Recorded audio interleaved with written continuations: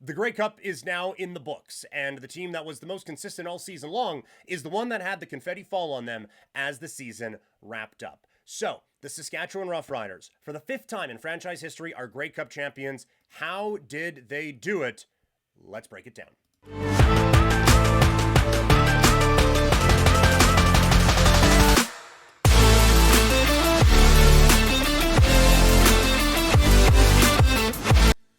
The Saskatchewan Roughriders, for the 5th time in the over 100-year history of this franchise, are Grey Cup champions, with the victory sweating it out at the end over the Montreal Alouettes. Tall John in the Twitch chat, the big green machine, and that it was. But just what a game. Oh, what a game that the Riders, and what a season. You know, like, they finished first in the West for the first time in a long time, to be able to host a playoff game, make their way to the Grey Cup for the first time since 2013, and end up getting that Grey Cup championship. A dream season. There's no other way to look at it. I had my frustrations at times. Absolutely, I did. But there is no doubting that this was a dream year for the Saskatchewan Roughriders and for Saskatchewan Roughrider fans. Like, frustrations aside, this was really cool, watching how this season kind of progressed. And it wasn't always easy, dealt with a lot of injuries, specifically at wide receiver, a couple on the offensive line. It's funny, they had a banged up, injured offensive line, and then 3 guys on the offensive line were all-stars. So, yin and yang on there. And then you look at the receiver room. Sam Emilus, we'll talk about in a second, out for a lot of the year. Bain, who was their best receiver last year, out for basically the entirety of the season. And Schaefer Baker didn't come back in until very late in the year as well. So there was a lot that went into this one. And Saskatchewan was just able to tread their way through the whole way. And I think it starts with Corey Mace. I'm not going to break down a ton of this game, because a lot of breaking down games is getting ready for the next one. And there obviously isn't that. And in the CFL, there is so much turnover. Obviously, some big moments here, but just kind of want to go bigger picture with this one for Saskatchewan. And it's Corey Mace, who was the exact right coach at the exact right time for this franchise. If you go back in the Couch Potato archives on youtube.com/@CouchPotatoDiary, you will certainly see a frustrated Peter Klein talking about this Rough Riders organization. I had said that they lost touch with the fan base. I think that started, honestly, way back with Chris Jones. Honestly, maybe even with Chamberlain a little bit. But when Jones came in, and out goes Chick, and out goes Dressler, and these fan favorites, and no, we're going to do it our way. And then they get busted on the pre-practice squad stuff and everything like that. It kind of felt like Rider fans were being taken for granted. And this wasn't the way that Rider fans wanted to go about doing things. And so it felt like there was, I mean, obviously it's always a passionate fan base. There's no denying that. But it did feel like there was a bit of a growing gap between the fan base and the team.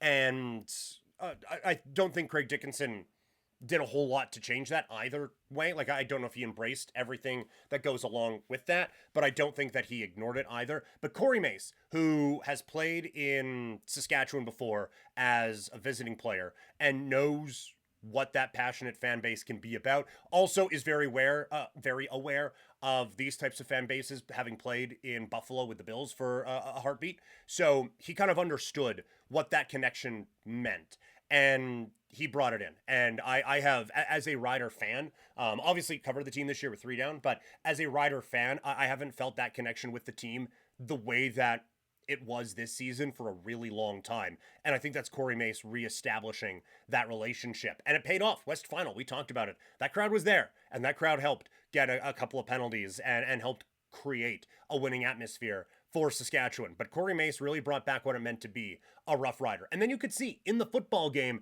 it was Corey Mace football. It was dominance on the defense, very good front seven, not giving up. A couple big plays obviously happened, but not giving up too many big plays. And it was rallying to the football. I said on, I was on 960 this week, there was a hitch pass. I'm pretty sure it was Rambo who caught it over on the left side. And it looked either like a GIF, a zombie show, or a video game where people just spawning. He ducks one, and there's just like 3 others coming in, just overwhelming all over him. And they got to him. eventually. But this team rallied the football really, really well. And then it's just strong, mistake-free football on the offensive side. Corey Mace bringing that new winning attitude to Saskatchewan. And now he's got a pretty good proof of concept with a Grey Cup championship out in Regina. And again, how do you not feel good for him? How do you not feel good for Trevor Harris? What a moment for him to not only get his first Grey Cup as a starter, but in record-breaking fashion, going out and setting the all-time completion percentage record. That's special. That is special, and that is really difficult to do. So for him to have that kind of a performance, very, very good. Love to see that from him. And as far as the game goes, I said on 960 this week, you could see it took him a little bit to get into it because Montreal was disguising their blitzes really well. And in that, I'm saying they were showing blitz and then never blitzing. And so Harris, you could see he would have an open pocket. It would be clean, but that clock's ticking. Because, well, I saw blitz here and I saw blitz here, but now I'm seeing guys out there. So do they just have 30 dudes out here? What are we doing? And that leads to a check down over to the left side where AJ Ouellette is standing there, but Ento is breaking on it and should still be running with the football for an interception that I think completely changes how that game is played. But once he kind of figured out what they were doing and what they weren't doing, he really got into a rhythm. And at that point, he's really difficult to stop. Like just some absolute dots of throws down the field. My wife must have been just sick of me by the end, where like she was in the room. To say she was watching might be an overstatement, but she was in the room where it happened. And she was watching TikToks where I was like, oh, ooh, look at this throw. Look at this throw. Like I should have done a live stream, although whatever. But because I just like, he had 2 or 3 throws a drive where it was like, I need to express to you how difficult that is for him to do that at 39. How crazy it is that he is just like tight windowing these things. Just some great throws from him. And again, the quarterback that they needed. And again, I go back and I'm sure there are receipts where I said when they brought in Harris, it's like, this is not a championship winning move. But they needed some stability. Coming off of Dickinson, he might have even been there for year 1 of Dickinson. I think he was, actually. But Fajardo's gone. They're watching Grey Cups where their 2 starting quarterbacks are playing each other in the Grey Cup game. And it's not great. And there are a lot of problems on that football team at that time. So you bring in the safe quarterback just so that you know that's taken care of. And now you can properly evaluate what you have on the offensive line, and you can properly evaluate what you have in the receiver room. And then once they get good again, then you go out and get your Grey Cup winning quarterback. That's kind of the mentality I had. They had it all along as Trevor Harris finally gets that elusive Grey Cup ring. And look, if he comes back, this team could very easily do this again next year, given the talent that they have all over the football field. And that includes Samuel Emilus, who had a star-making night. 2 playoff games for him this year, both of them over 100 yards, around 10 catches, I think, for both of them. We talk about McInnes, we talk about Philpott. I think Emilus has worked his way into that conversation as one of the best receivers in the Canadian Football League, as he comes up with just another dominant evening for Saskatchewan. And not just like big play down the field or whatever, but a pass underneath, makes the catch, makes the run for the first down, thanks to some good blocking down the field as well. Speaking of Corey Mace bringing that winning mentality to Saskatchewan, seeing the receivers blocking downfield, Ajo stole a man's soul with one of his blocks. So just excellence all around. And Emilus, I think this was kind of his Philpott from a couple of years ago move, and he was able to break through in a big time way. Nailed that pick actually on the 3 down when they did the picks and predictions thing that all the writers do. I had Emilus as the most outstanding Canadian, so pretty happy that I hit that one. We'll talk about what the biggest factor was, I think, for Saskatchewan's championship road in just a moment. But if you like what you are consuming right now and want to bring Couch Potato Diary with you wherever you go, just search Couch Potato Diary on Spotify, on Apple Podcasts, or wherever you get your podcasts. The defense was fantastic. All season long, the defense was fantastic, but specifically in this game, I thought they were really good. I would have liked a bit more of a pass rush early on a banged-up Davis Alexander, but they knew what he was, they knew what he wasn't in this game, and they were going to, if they were going to lose this game, they were going to lose it to Davis Alexander, pocket passer. So they didn't give him a whole lot for passing lanes. They get an interception on the first drive of the game. Really good play on the ball by Sales. But the pass rush kept a lot of Alexander in front of them all game and stepped up. Gave up a little more in the run game than I thought they were going to, but stepped up in some big time ways. And then the defensive backs, with a lot of pressure on them, because the quarterback's going to have some time, they made the big plays when they needed to as well. And they were the tone setters all season. Obviously, on the other side, it's heartbreak for Montreal. Like having Alexander have that injury, it just sucks. It really does. And I know I said in my 3-down piece, getting ahead of it, but the Riders got lucky in this spot. I disagree. I heard that a lot in 2007 when they were going to face Winnipeg in the Grey Cup, but Kevin Glenn got hurt on like the last play of the East Final. And so Saskatchewan played Ryan Dinwiddie in that game. And if you played anyone else, you would have lost. Like, well, they may have played better too. Who knows? But for this one, Saskatchewan was able to take advantage of the situation by getting to the Grey Cup. So there's no luck in that. But it still sucks for Montreal. Like, it's bad luck for them that your quarterback gets hurt. I still think he's one of the more electric talents that this league has.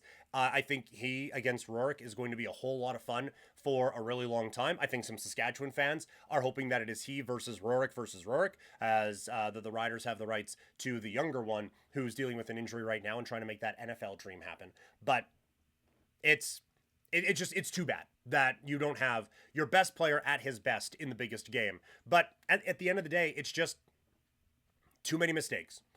Underthrown ball on a deep pass. Maybe if he's got both legs, that doesn't get underthrown to Philpott, but it's still a really good play by Sales. And the Patterson at the goal line, trying to get that across, fumbles it. Saskatchewan gets it. And then the big moment for Sask is that it landed on the goal line, so they were able to bring it out to the 30. Massive, massive moment for the Riders in that game. But it's just a couple mistakes for Montreal that Saskatchewan didn't make. The Riders didn't beat themselves. Montreal kind of did. And that ends up what ends up costing them in this spot. But I also want to say, I do wonder if this means teams get a little more creative at the goal line now. Like Tommy Stevens, he can do that quarterback sneak thing and just drive it through. But just because they have to give you a yard in the CFL doesn't mean that you just have to do the quarterback sneak. I get it's like right there, and so you just want to drive it, and then tough man football says, well, we should be able to get a yard, so maybe we get 2 yards on them. You have very talented running backs up and down this league. You have very talented receivers up and down this league. Do something else. I don't like it that the innovation is, he went to the right. I feel like there needs to be a little bit more creativity. Doesn't mean you can't just entirely abandon that play, but I feel like we need a little bit more from that particular spot on the field, given that you have the huge end zones to work with in the CFL. But overall, fantastic playoff comes to a close in Canadian football. Hopefully the CFL can build on this momentum now. I know there's some people who have some concerns going into the next couple of years with the changes that are happening.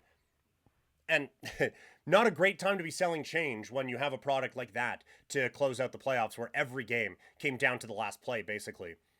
It was a fun postseason. Pretty good year. And hopefully the CFL can build on that now. And again, I want to give a shout out to anyone who read all my stuff over at 3 Down. My Grey Cup thoughts are there from the Riders' perspective. Go check that out over at 3 Down Nation.